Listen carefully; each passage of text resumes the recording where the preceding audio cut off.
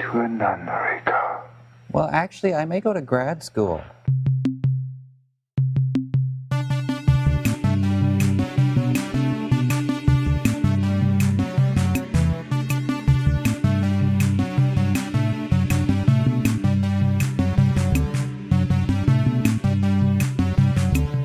This time, we're doing Season 10, Episode 9, Hamlet. But first, congratulations are in order. Beth has now gone from a civilian to a doctor.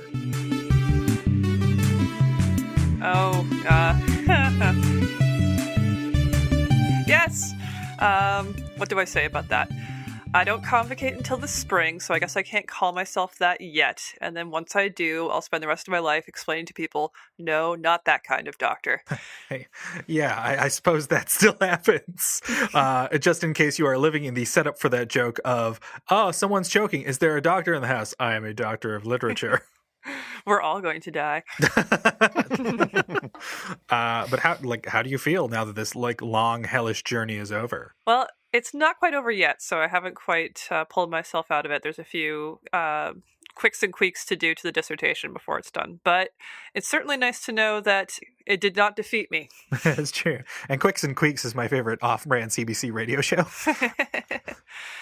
Right now, because I'm so exhausted, it feels like I'm more limping to the finish line than triumphing over it, but it's nice to see the end of it. See, I just picture you flipping almost in flash animation, and people are roaring, and you just say, "Thank you for cheering me on." But that's not the only bit of joyous things that we were here to celebrate, because last time we were talking about Zombie Nightmare and we made a huge omission, or rather something that was cut for time because we were running long as usual. We both discovered that we love the band Girl School. Yeah, Girl School rule. They're a band that started in the 70s, and they are still touring, are they not, Adam? Yes, they're touring. The lead singer sadly passed away some time ago, but all of the original members have come back and forth with the band as it's gone from a studio and touring outfit in the 70s and 80s to mostly a touring act now. But they were in tight with Motorhead. They're one of the originals of the new wave of British heavy metal. And in fact, not only were they great buds with fellow Zombie Nightmare crooner Lemmy Kilmister, but outside of Zombie Nightmare, and this is one of the reasons why I'm glad we're following up, I've really got to go out for Future Flash, which is a song about being in a dystopian future in which only heavy metal rockers are the force of liberation and rebellion in this totalitarian regime of something. Plus, there's a lot of backmasked vocals, which I always really like. And there's a whispered message to rock and roll renegades out there. We should mention, if it's not already obvious, Girl School is an all-girls band, and they rock hard. And it just got me thinking about how much better hair metal has aged than grunge. Yeah. It's such a pleasure to listen to. It's so fun. Sorry, guy who mailed us about Steve Albini.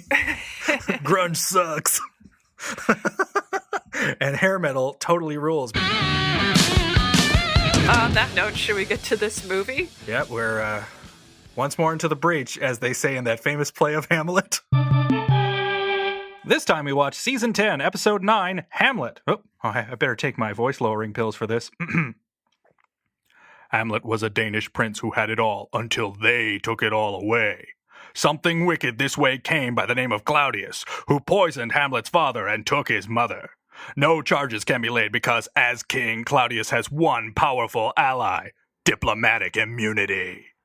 But when the courts don't work, Hamlet does, and he sentences Claudius to the only thing worse than death: local theater. Hamlet produces a play, and in this way, Mr. H will challenge the world. The mousetrap is set, the mouse fuse is lit, Hamlet is unleashed, but the living arts have no bars to hold a tyrant. Now Hamlet's a good prince in a bad mood, and Denmark is a state of emergency. Claudius sentences the renegade prince to exile, making his first mistake as king, leaving Hamlet alive. The climate is ripe for revenge, and when murder and conspiracy are the crimes, Hamlet is the punishment. Hamlet hits back with a special set of skills, including monologuing, sleight of hand, and a week of stage combat lessons. Hamlet, a man who feared nothing except being afraid, remains in Denmark to weather Claudius's reign of terror with a flurry of poisoned swords. Hamlet can't be stopped. Get thee to a nunnery. They've taken away Hamlet's badge and his gunnery. Hamlet signing checks you can take to the bank. The blood bank. William Shakespeare's Hamlet. In theaters now, probably. Rated R. For ghosts.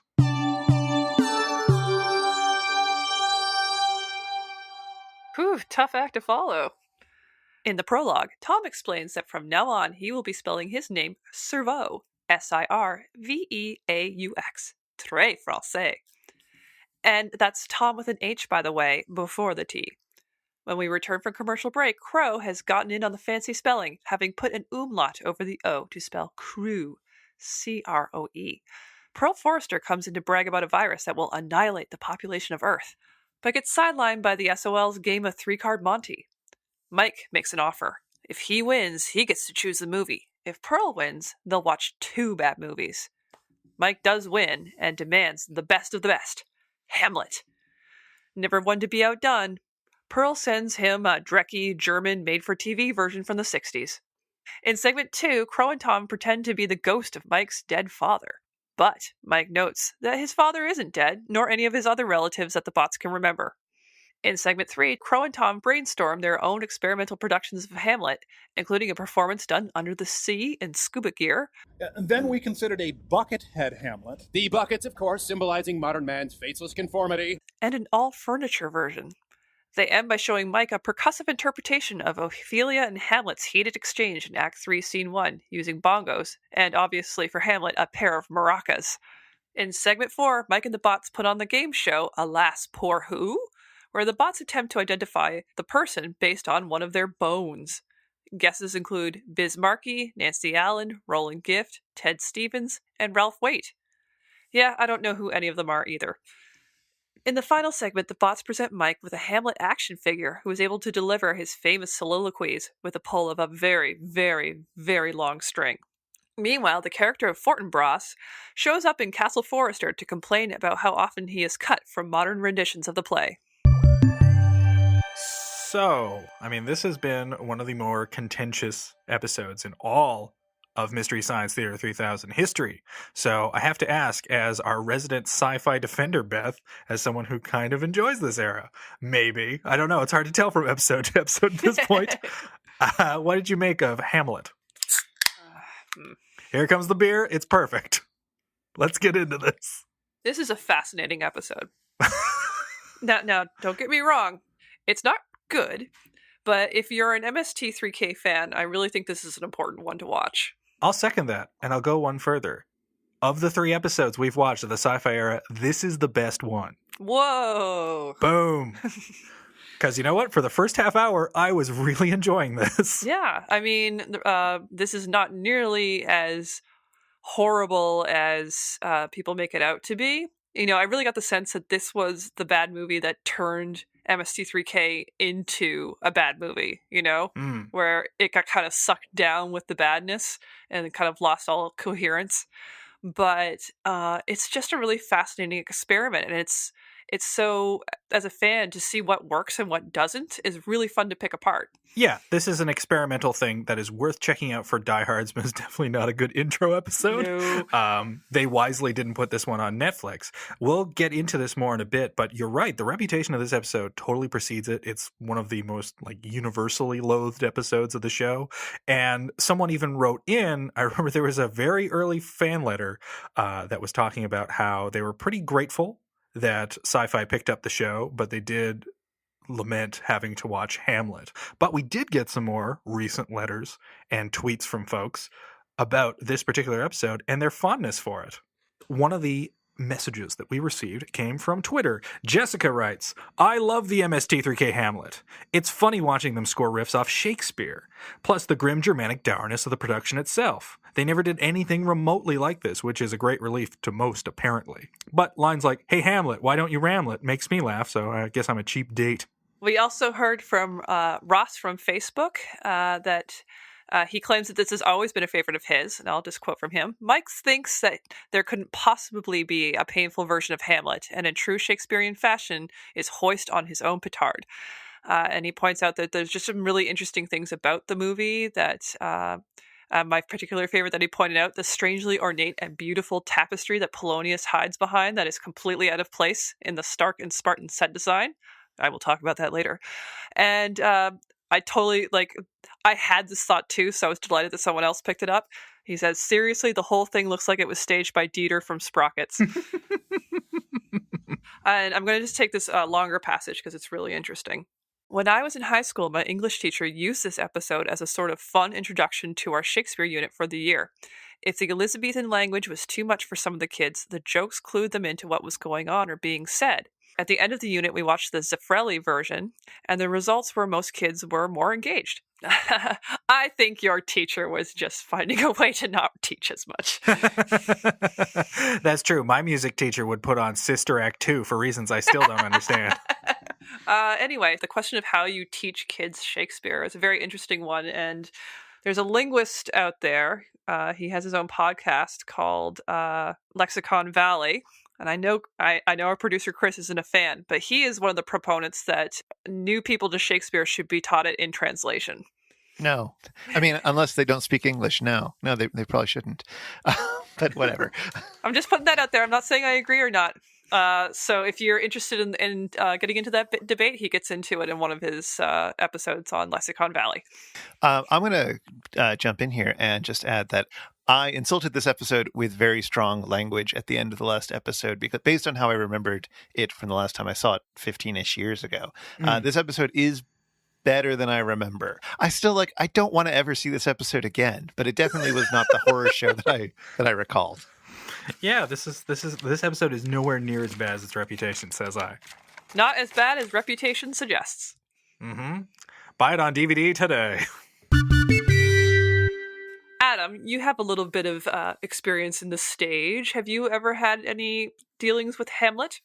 Regrettably, Oh. yes. I was in a Hamlet that I should not have been in. Not like John Michael Thor being in Zombie Nightmare. I was cast in Hamlet. Well, let's go back a bit. I was in theater school. This was quite a few years ago, and I was doing my undergrad. And yeah, I was a theater arts major. I was all excited about it, and I really wanted to be an actor among a million other things. And the prospect late into my university career comes up to be in Hamlet. And of course, I want the role all young men want, the one that you dream about as an actor. Yes, I went into the auditions and I was gunning for the role of Gravedigger. I desperately wanted that part. He's got all the good lines and he's in a grave and he tells a tale more or less from the crypt. It's got all the things I like. He gets to handle a skull. Yeah, I would get to handle a cheap plastic skull, which ordinarily I only get to do on Halloween. So I audition. I'm joined by my friend Matt, who is a very good actor and was a natural lead because he was just one of those guys who was lean and cut and if you're lean and cut and talented, if you are pretty and talented, you will tend to get a lot of lead roles and big roles. But I should mention that's always, we'll get into this later, but Hamlet is not a lean and cut guy. He should be played by Matthew Perry. Sorry, I'm on a real Friends kick these days, but inexplicably. but I always thought of as Hamlet being Matthew Perry. Yeah, which is weird because I've always seen Friends as the merry wives of the sitcom world. But anyway, I went in with Matt. We both got in. I am gunning for Gravedigger, and he gets a call, and I don't. He's going to be Laertes, and I get nothing. And I am pretty much crestfallen, but I wish him luck. I'm happy, and I'm a little sad for him too because I don't know what he wanted, but nobody wants to play Laertes. Come on. So some time passes, and as is often the case with theater where there's little to no money being passed around, actors fall sick or actors are fired, and in this case, both. So there is a call for some roles that open up. My friend Matthew is promoted to Claudius. Oof. It's good news and bad news because on the one hand, he is a good actor. On the other hand, he is way too young to pull off this part. Yeah, I was going to say. Not something you want to give to a 23-year-old. Claudius. Unless you're doing Hamlet with a bunch of little kids. And I get the call. Yes, Adam, you can be Gravedigger. Ah. Yeah, I was so pumped. And I get there and I'm given my scripts. And, well, I see that Gravedigger is written in pen at the top of Act 5, Scene 1. But that's not the part that's highlighted for me. I'm playing a role called Other. I'm playing the second Gravedigger Oh, who is cut from most versions of the play. those bastards. Yeah. So I get to have such witty lines as who builds stronger than a mason, a shipwright, or a carpenter? Marry, now I can tell. Mass, I cannot tell. And that was it. That's what I had to put up with for all of my damn desires to have the greatest role in the history of theater. Did you at least get to like mime shoveling in the background?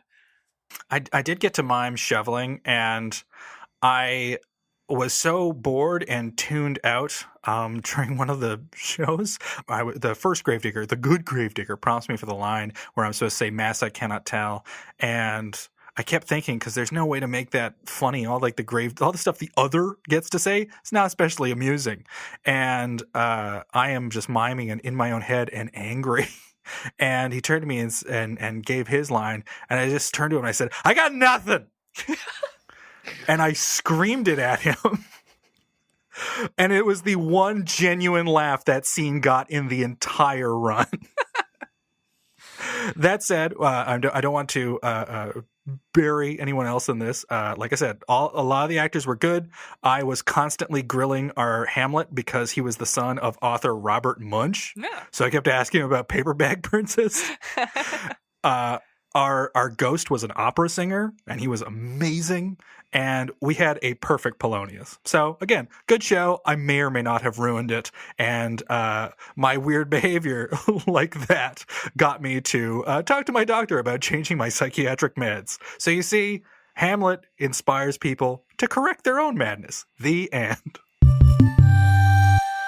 That wasn't the end of my time in Shakespeare, though it did get me to rethink how I play some of these parts, and also whether or not I should accept these parts based on how well I can deliver comedy. Because sometimes Shakespearean comedy is great, and sometimes it just leaves you dumbfounded.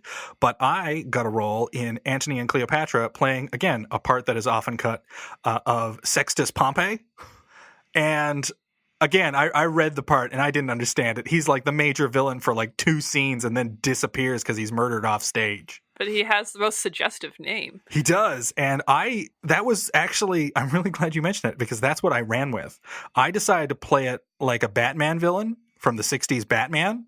And so I kept making requests to the costume department. I was like, can I have a cape? And they were like, yeah.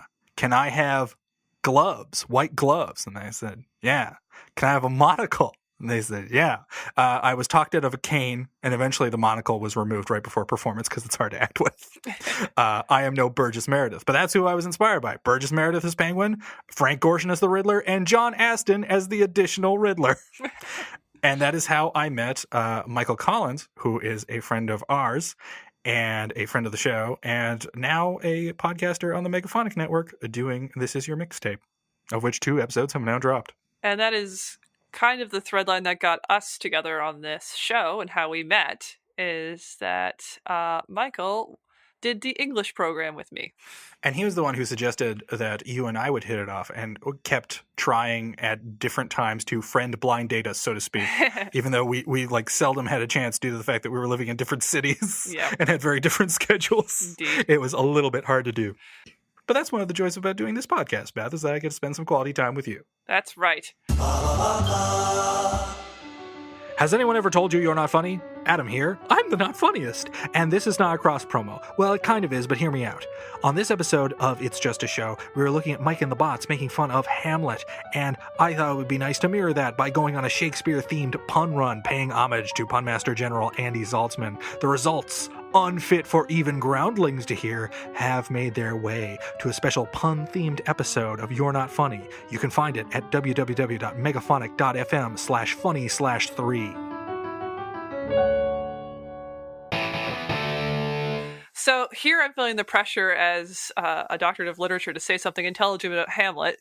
and I was neither a Shakespearean nor did I study Hamlet specifically. I can tell you all about the Henry ad, though. Was that an ad for Henry VIII? Oh, boo. Henry IV all the way. Now, Hamlet is considered a classic now. I think that's safe to say. Maybe one of the most important pieces of literature ever created in English. What is your sense of why this is such an important piece of literature? Off the top of my head, Hamlet touches on a few things.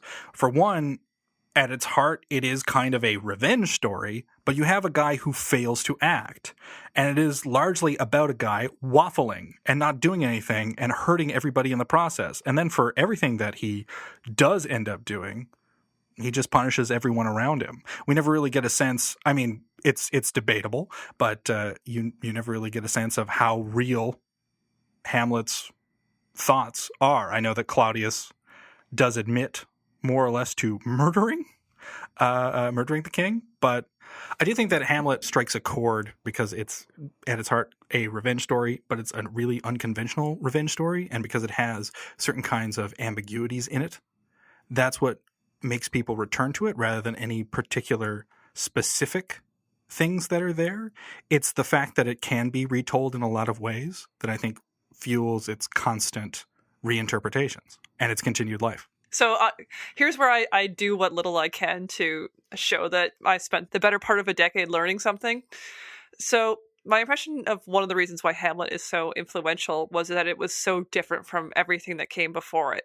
So even in the early modern era where this came out of, you'd still have a lot of very medieval plays where you have someone walking on and just very allegorical, like, I am every man, and I am walking around, and then someone walks out and I am sin, and I will take you to temptation. And you just have a lot of stock characters like the maid or the tax collector. And this is not to make this sound like boring. These plays are a lot of fun, and I think people should check them out.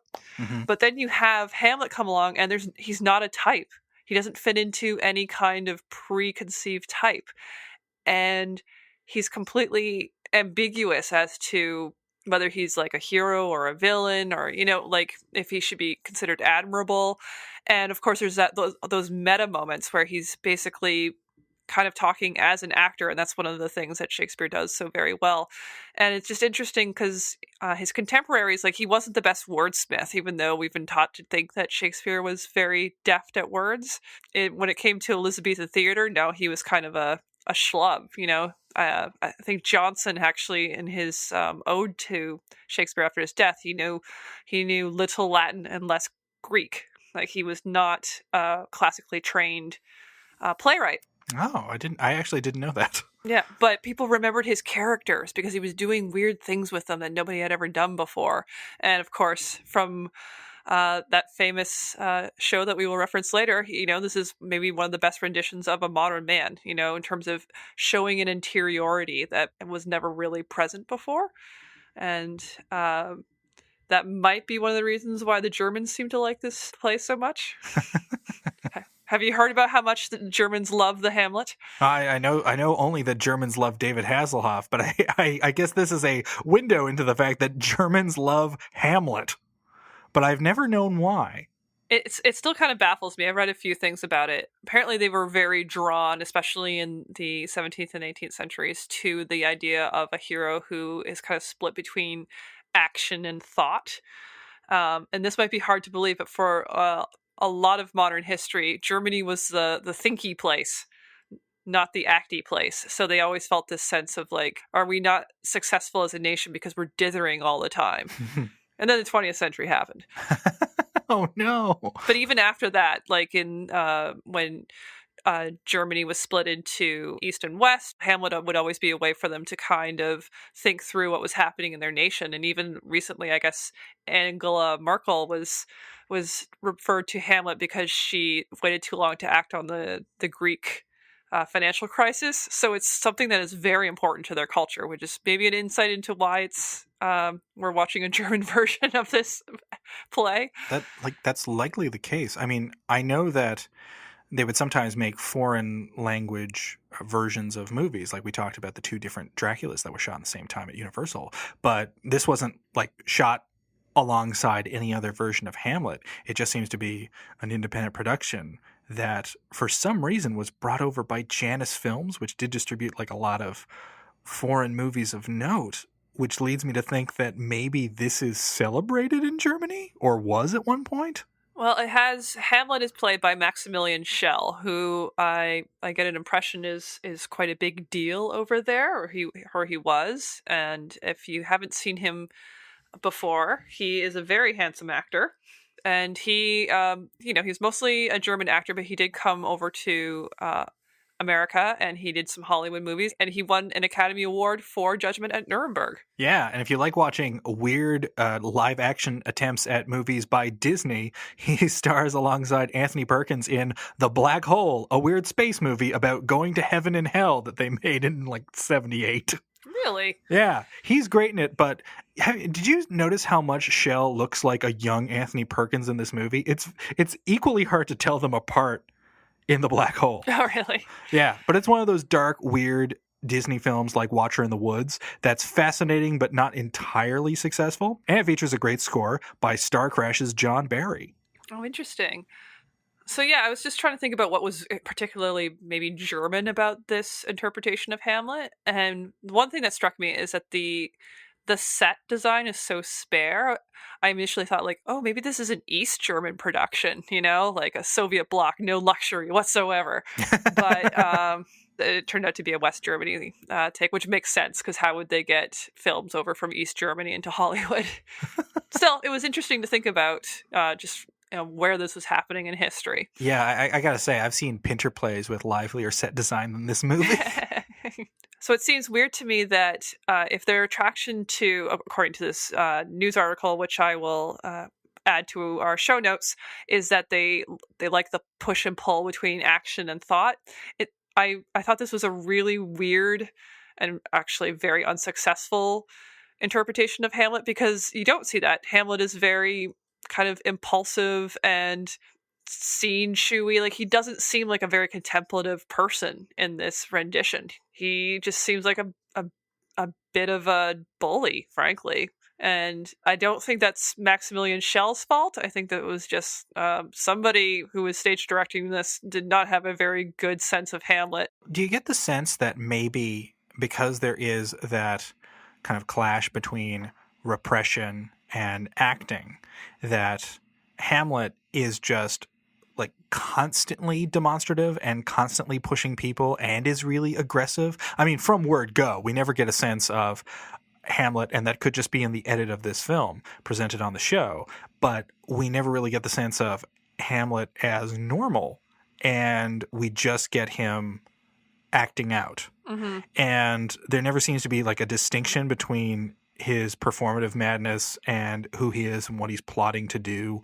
It all seems to be at the same pitch. I'm reminded of reviews of Jack Nicholson in The Shining, where he's supposed to be playing a character who's going insane gradually, but from minute one, he's like, he's got a face like a kabuki mask, So I get the sense that like maybe there's a certain amount, as crazy as this sounds, of like wish fulfillment. Everyone else is busy minding their own business and being polite, and Hamlet's the only one with any sort of color in his life, so to speak, even though he's a total dick. Yeah, I mean, this is the thing, like, Hamlet is a dick, but he's, a lot of the time, at least in good performances I've seen, he's a kind of a passive-aggressive Chandler type, and it's more, yes, I know, and it just, I don't know, I found this Hamlet very one note, and doesn't seem to really trying to take on the ambiguities of the character in any kind of serious way. And it's just like, why did Ophelia ever like him? There's not a sense that there was ever anything more to him than just being like a spoiled brat. And maybe that's why Ophelia is so easy to drive crazy, as we see here. Because a couple of scenes with Hamlet, and she's just completely loose. Whereas, in fact, Hamlet should be the bad boy that all girls want to be with, because you know what? He's plotting to kill his fake dad, and his best friend's a ghost. Sign me up. If I was a girl, I'd marry him. His poster would be right next to my JTT poster. She goes mad after her dad dies, right? Yeah, she does. Okay. Oh, whatever, man. Dads die all the time. Get serious. Hey, everybody, it's time It's time for Shallow 13, where we give 13 quick facts about the movie and its framing device, the MST3Ks. Go, Adam, go! In segment 3, Mike mentions the work of experimental dramatists Richard Schechner and Heiner Mueller. Schechner came up in the avant-garde New York art scene in the 60s and got a reputation for his highly eroticized versions of Shakespeare's canon. One version of Hamlet, created by Schechner, had audience members feed flowers to the actress who played Ophelia.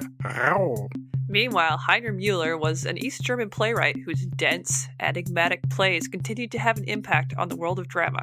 In 1977, he wrote Hamlet Machine, a postmodern take on Hamlet, wherein the Danish prince occasionally leaves his role as protagonist to reflect on being an actor, while also weighing in on feminism and ecology. Fortinbras, who is cut from this and many other performances of Hamlet, is the Crown Prince of Norway, Denmark's sworn enemy. Fortinbras also has dead daddy issues, but he, unlike Hamlet, is a decisive man of action. He eventually shows up in person after the final act's bloodbath and becomes King of Denmark because literally no one is left alive to stop him. Hamlet's buddies, Rosencrantz and Guildenstern, are also mostly edited out of this episode, but they get to star in Tom Stoppard's 1966 existential tragicomedy, Rosencrantz and Guildenstern Are Dead. Stoppard's play is, among other things, a side story, or Ninja Gaiden, as they comment on the actions of the play and the purpose of theater. Stoppard directed a critically reviled film adaptation in 1991. I tried to watch that. It couldn't get past the first 10 minutes. From our Now That's What I Call Shakespeare files, Mike sees an umlaut in the film's title card and begins to sing the word umlaut to the tune of Hanson's inescapable hit, Mbop, firmly planting this episode in the 90s. Servo is giddy at the promise of railing kills. God, there's gonna be railing kills.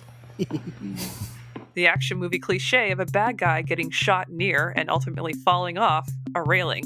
The railing kill was first celebrated by Mike and the Bots in Season 8's Space Mutiny. Ophelia reminds Mike of Mary Pickford. Pickford, born in Toronto as Gladys Louise Smith, was a prolific actor and film producer in the golden age of Hollywood, who would later form the United Artists Studio with Charlie Chaplin, D.W. Griffith, and Douglas Fairbanks. Hearing of Ophelia's Rosemary, Tom adds, and Maury Amsterdam. Rosemary was a child singing sensation who had a hit record at age 5 with Rosemary Sings the World. Later, she'd gain fame co-starring on The Dick Van Dyke Show with Amsterdam. She's still kicking at age 94. We'll have a link to a recent interview in our show notes. When Hamlet hears the king's fanfare, Servo quips, What does this mean, my lord? And now, My Little Margie.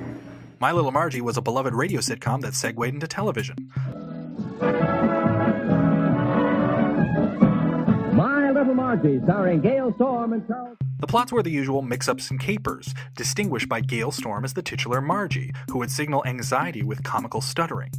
Storm's vocal quirks inspired Michael Richards' verbal tics as Kramer on Seinfeld.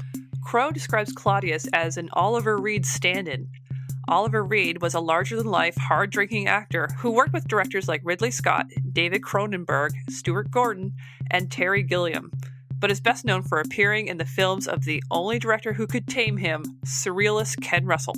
Although Russell could tame Reed, most couldn't, resulting in drunken embarrassments like Reed's penchant for starting literal dick-measuring contests with peers, singing Wild Thing on British TV, or promising to kill Rambo during a tense, booze-fueled Letterman appearance in 1987. Link in the show notes. A lot of TV shows have very special Hamlet-inspired episodes, including The Simpsons, the original series of Star Trek, and most notably, the Duckman episode, Hamlet 2.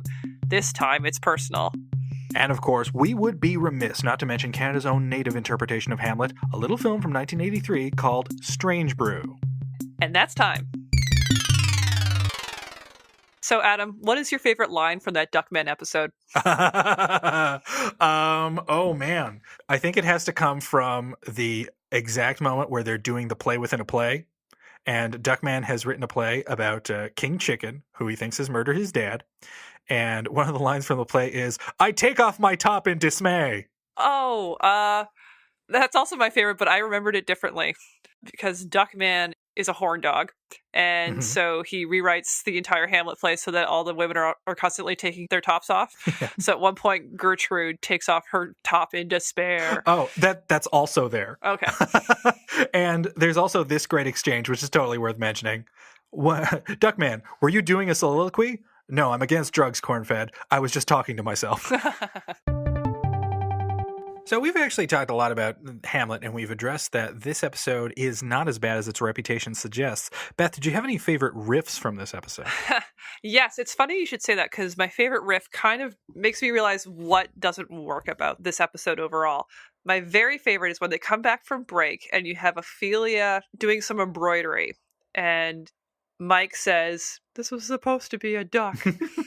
And then later on, they I forget who, but it was just like that she had accidentally sewn her hand to her knee. Yeah. And I think that, like, that whole sequence is quite good. And I think it's good because nobody's talking. Yeah. And I think, like, that is one of the biggest challenges of this episode, is that it's Shakespearean English. It's not something that's easy to listen to. It takes a lot of concentration. And so it's very hard to do the MST3K thing where you're watching the movie and also listening to the riffs. And this is something that I find that for a lot of people trying to watch MST3K for the first time, that is the shift that they find difficult. And I've never had a problem with it, but this was the first episode where it's just like, this is really hard to pay attention to two things at once. And I think it's just that added level of difficulty of the Shakespearean language and the fact that Hamlet has a very thick German accent. Yeah, I suppose this would be like trying to listen to that Wayne Coyne album Zyreka, which was like put out as 4 CDs that you had to play simultaneously, but you started each of them like 5 seconds late. Oh. So 5 seconds after the other one, and then just, it got all jumbled up. Because the best riffs are during silent moments, I found. Like, the funniest moment for me, and again, it was very early in the episode, there's a close-up on Hamlet and company. I forget who's with him now at this point. But when they first spot the ghost, there's a close-up on all 3 of them in stark black and white. And Mike chimes in with the Beatles, because it looks exactly like that first Beatles album cover. Or Meet the Beatles. He may have said the American version or the British version. I forget. But regardless, that. It's also the second Beatles album, but that's fine. Ah, what the hell? Uh-huh. So, okay, well, maybe let's focus on the things that didn't work, and then we'll end with the things that did work. So, other things that I didn't think worked particularly well in both the movie and in the episode is that this version of Hamlet is heavily edited. Now, that's not unusual. The original Hamlet play is very long. It's like 4 hours. So you have to cut somewhere. But there's so much cutting that it can be hard to follow. And Mike and the bots in this episode are not particularly good at signposting what's going on. Yeah, so you're kind of left to your own devices to figure out what exactly is happening in the movie. And that can be difficult because it's shot in a way that is really, I think, alienating and unengaging. You've got murky, barely lit sets that are really ill-defined. Like, it's one of those things where this could work with like a stellar cast as a theater show where you don't have anything there and everyone seems to be acting in a void. A lot of theater is like that, although you try to make the most of whatever space and whatever limited resources you have. But everything here seems less like it's less like they didn't have the money to do something good with nothing. It's just they just didn't care, or there was no kind of thought put into what should this look like. Again, I'm leaning heavily on the idea that this is a Shakespearean play. Shakespearean plays are acted like this and they look like this. Plays don't have a lot on the stage, therefore we're not going to have a lot on stage when we make our filmed version. Like almost like there's something lost in translation. Yeah, but at the same time, like, even the furniture choices, like the really, really blocky crosses and the strangely, like, caveman-esque thrones, it just feels like a really bad interpretation of, like, high modernist, like, spare architecture. Like, it feels like they were going for a Beckett feel, where you're just, like, keeping everything spare because you're trying to point out that this is a set. You know, this is all imaginative. And trying to bring attention to the meta-ness quality, which is one of the reasons I find modernism annoying. But like, it just feels like a really bad take on that kind of aesthetic. Yeah, it has a student film quality. Yeah, because they're still wearing medieval garb, you know? And so it just looks a bit, like you said, like a bad student version with the giant chains everybody was wearing. It just seemed really goofy. So Yeah, yeah. Not to mention like the vaguely like BDSM-y outfits that some of the dudes are sporting. That's especially weird. Although it is fun seeing Gertrude in this movie because seeing that makes me realize, oh, that's where they got the Gary Oldman design for Bram Stoker's Dracula. Oh, damn you. That was supposed to be my bit. Boom! You can't race with the devil, Beth. You'll never win. Yeah. Gertrude's dress is wonderful and her hair is to die for. Yeah, it's totally rad. But it's also just like, this is just a bad interpretation. Like we were talking before, like this Hamlet doesn't really make a lot of sense. I was really disappointed with Claudius. Like Claudius is supposed to be very charming. Like you're supposed to go into the play just being like, what is Hamlet's problem with this totally pleasant fellow, you know? Everyone else seems happy with him. Not to mention, like, Polonius is like such an actor's part, you know, that it's really disappointing to see it as if he's in like an educational short from the Jam Handy days of MST3K. You know what I mean? Like he's so bland. He belongs in a different MST3K appearance. He totally belongs in that Why Study Industrial Arts short. That Polonius, he's terrible because Polonius is like a ham's dream, man. Like Polonius is one of the parts you want. I mean, obviously it's no Gravedigger, but it's pretty good. Because like I've seen actors play Polonius like really cool and collected and speaking nonsense as a way of like obfuscating their intelligence. Like they're shrewder than they appear. They're kind of, I guess, Columboing it, you might say. Mm-hmm. And I've seen actors play it like totally over the top and stammering and big. And it's either way, it's like either interpretation among many. It's always really entertaining to watch because it just lets an actor act, which, as I've said time and again, is the most fun thing to watch as a theater goer and even as a movie watcher. If you have a talented actor and you let them run wild, that can be the most exhilarating scenes in any production. Who do you think would be the best Polonius? Oh, you mean right now? like ever? Well, obviously, the best Polonius would be, you guessed it, Donald Pleasance. I disagree. Oh man, I'd be torn because also Donald Pleasance might be who you want as either the Ghost or Claudius. It's very hard. Donald Pleasance could be all these parts. He'd be a ravishing Ophelia, you know. But I really think that a great Polonius, and perhaps the best possible Polonius that we have yet to be given, would be actor Stephen Root. Who is that? Well, you've definitely seen him in stuff. He's pretty well known. He has he had a great role as an assassin on Boardwalk Empire. He played station owner Jimmy James on News Radio, which I consider his crowning achievement. He was Milton in the Mike Judge comedy Office Space. He was half the voices on King of the Hill. Namely, I believe it's Bill, like the real sad, balding divorce guy. Yeah. Who has the best line of the entire series of King of the Hill, where he goes, "It's fleeting, just like happiness." Yeah, Stephen Root would be the perfect Polonius. Although, if you're looking for like a leaner, more cerebral type of Polonius, I would also give a shout out to one of the greatest sinister character actors and easily a modern day Vincent Price, one Jeffrey Combs, who you'll know from Deep Space Nine, where he played every alien, namely all the Wayoon clones and Liquidator Brunt. Yeah, I think it should be Ed Wynn. Ed Wynn. Wait, I'm blanking on Ed Wynn. I know that name, but why am I blanking on him? You might know him best from Harry Poppins. Mary Poppins? Harry Poppins? Yeah, that's that maid from Hogwarts. He's the I love to laugh guy. And, Yeah. and he, like a zillion people imitate him in the 60s and 70s, but I think he would make the perfect Polonius.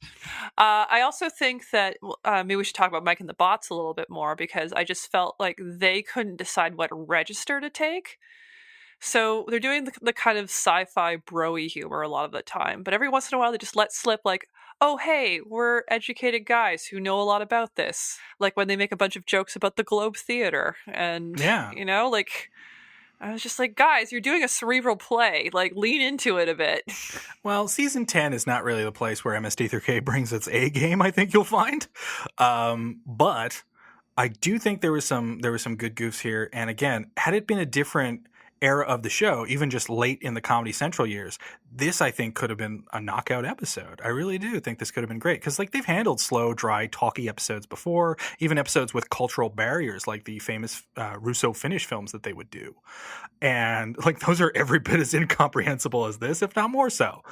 But, like, everyone's a little bit tired, and, like, the bloom is off the rose, MST3K wise, I would say, by this time in the show's run. But I also think that going with what you had mentioned, I would like to jump on something that you mentioned with season 9's Werewolf, which is that none of the characters seem to have a character. They were all just kind of a generic riffing guy. Mm-hmm. And that's very much true here because, okay, who would select Hamlet as the experiment to watch? Would it be Uncle Mike, the dope on the ship? Or wouldn't it be Tom, the super pretentious, full of himself robot, who would be excited to see that sort of thing? Like, if Mike won a contest where he got to choose the movie, he would surrender to his baser urges and watch Roadhouse. I don't know. Actually, I might push back on that. Like, they always had this running gag that he came from the theater and that he did a lot of musicals in sailor suits. So there was a sense that he was coming from a drama background. But I still take your point that especially the bots are kind of the same. Yeah. But having said that, maybe this is where we'll pivot into things that we liked about this strange experiment. I was not expecting the segments to be as good as they were. Like, usually, like we've been talking about how, you know, the segments in the sci-fi years, especially the later episodes, could feel very perfunctory, like they don't really want to be doing them. But they look like they put a lot of effort into them, and a lot of them gave me a few giggles, I have to say. So my favorite, actually, was Mike's talking about his not dead relatives and what they're up to. That's one of my favorite running jokes with Mike, and I'm glad they kept it going, was that his folksy blue-collar roots. And he talks about how his brother-in-law's ex-wife, Wanda, works in a pit crew, and she can hurl a tire 35 feet in the air. I also don't think that's the first or last time we've heard of Wanda on this show. It'll be interesting to see if that picks up the more episodes we explore. There were some good host segments, but there's one in particular which is unusual, like I said, for what we've been finding with the sci-fi era. But there's one thing I want to underline, which is the very last segment, which is the segment I liked the most. And it had Kevin Murphy wandering in, demanding to know why Fortinbras has been cut and how he should have the airtime to do his scenes then and there.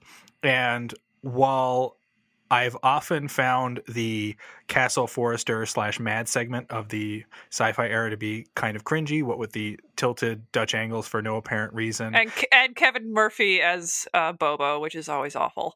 Exactly. And that's my point, is that Kevin Murphy is great here because Kevin Murphy plays pompous really well, but he's really bad at playing dopes. Like, he doesn't play dumb funny. Like, Frank Conniff can play stupid and be amazing at it. He's hilarious when he's playing dumb, even though Frank Conniff is obviously a bright feller. But he makes that look easy, and I think Best Brains always thought that anyone could do it because Frank did it so easily. But you know what? Josh was not so great as Dr. Earhart in the first few seasons of the show, and no one is particularly good in the sci-fi era when they have to play dim bulbs. But like Kevin, when he's being like pompous and theatrical and full of himself, plays to, admittedly, he's playing to what he does as Tom Servo, but it's playing to his strengths as a performer. It's what he does well. And it's going to be interesting revisiting the early episodes of the sci-fi era when we get to them, because I remember a very different Professor Bobo that left me optimistic about the show, because he was kind of the head mad in the first few episodes. And he plays Bobo very differently, as I recall. And again, playing to those strengths. But when Pearl Forrester begins to dominate more and more, but she already has a slightly capable sidekick when Brain Guy comes into the proceedings, that leaves Kevin with nothing to do. And instead of just axing the character, which they should have done, they kept him around, and they just gave Kevin whatever was left that could not be said by either Forrester or Brain Guy. I totally agree with that. And just generally, I just admire the effort. They could have, and they even make some side jokes on that, like, oh, when is the monster going to show up? But like, this is really going out of their comfort zone, and good for them for trying it. It didn't entirely work, but I like that they gave themselves a challenge. Yeah, this is a totally commendable effort, and apparently one of the things that drove them to do it was that they knew the time was up. Like, this was going to be the last season of Mystery Science Theater 3000, certainly for them, and possibly ever. So they went out of their comfort zone and they did this Hamlet, which maybe they wouldn't have pushed as hard for in an earlier season. All right, so that about wraps it up, but there's a few more things about the movie that are loose ends that we wouldn't mind talking about. Most excitedly, because we were talking about actors earlier, there's an actor that I love in this movie, namely Ricardo Montalban, who you will know from either the Best of the Planet of the Apes movies, or rather, the Best of the Planet of the Apes OG sequels, Escape from the Planet of the Apes, and I don't know, Conquest of the Planet of the Apes? I get confused by all the Planet of the Apes titles. They're great. He's in both of those as a guy who later adopts Cornelius's son. That's the Roddy McDowall ape. And, of course, the son goes on to be played by Roddy McDowall. Yep. He is also, of course, very well known and perhaps best known for his role as Mr. Rourke in Fantasy Island, making people's fantasies come true. And he was also quite well known for doing ads for the Cordoba, which, of course, promised luxurious seats of rich Corinthian leather. Lastly, of course, he may or may not have played a villain on some space show. Which is basically the only thing I know him from, frankly. But he's great in it. Have you seen both Wrath of Khan and Space Seed, the episode it's a sequel to? I have not seen Space Seed. I have kind of made it a rule that I will just not watch the original series. Oh, you're missing out. For one, no, I'm not. Yes, it totally rules. Okay, you've got totally hammy actors going crazy. You've got monsters that cost $12 and are sometimes Richard Keel. You've got... you've got the probably the best character in all of Star Trek, Mr. Spock. And no, I'm just kidding. He's not the best character in Star Trek. That's Bones, an old-timey crank in space who hates everything. That's what I want in my show.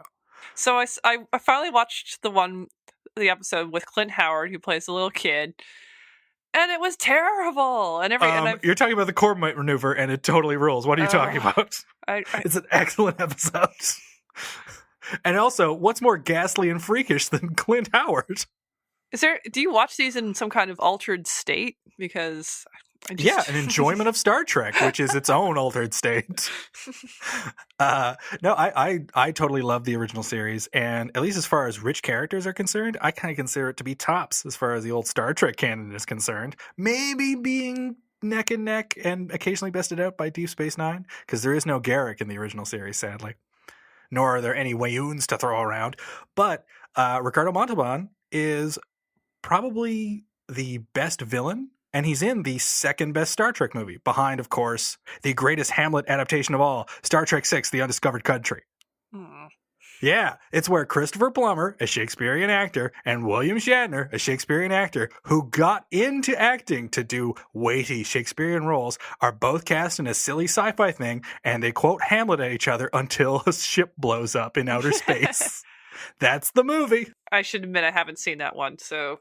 Maybe. Oh, it's the best one. It's the best Star Trek anything. Okay. Take your favorite Star Trek episode, which I'm going to assume is a conspiracy from TNG when brainworms take over the Federation. How did you guess? Yeah, it's the best one. You can throw that in the dumpster. You've got Star Trek VI, The Undiscovered Country. It's a kangaroo court storyline, but it's also a Fall of the Iron Curtain storyline. It's got a kind of...